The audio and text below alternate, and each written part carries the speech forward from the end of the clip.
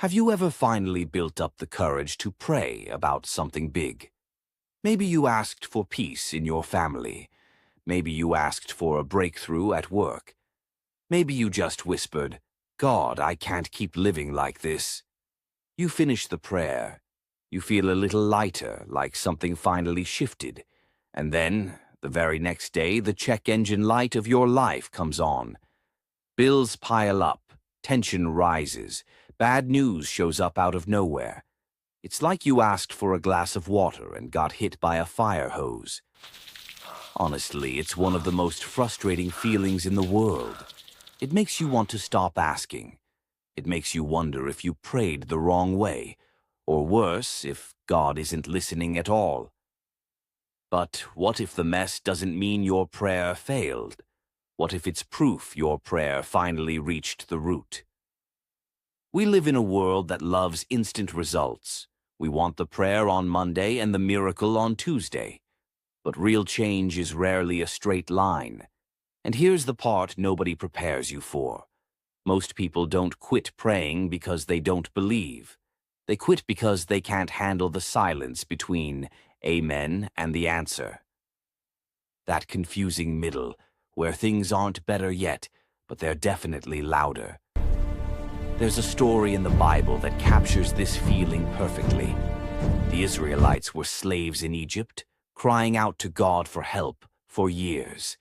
And finally, God responds. He sends Moses to Pharaoh with a clear message. Let my people go. This was the answer to their prayers.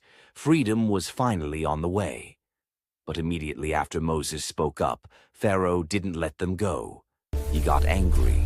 He stopped giving them straw to make bricks. Now they had to find their own straw and still meet the same impossible quota. Their lives didn't get easier. They got twice as hard. The people turned on Moses and said, "You made everything worse." Maybe you're in your own no-straw moment right now. You prayed for a better job and your boss became even more difficult. You prayed for healing, and the results only got more confusing. But here's what's easy to miss. Things had to get uncomfortable enough to expose who was really in control. God wasn't ignoring them.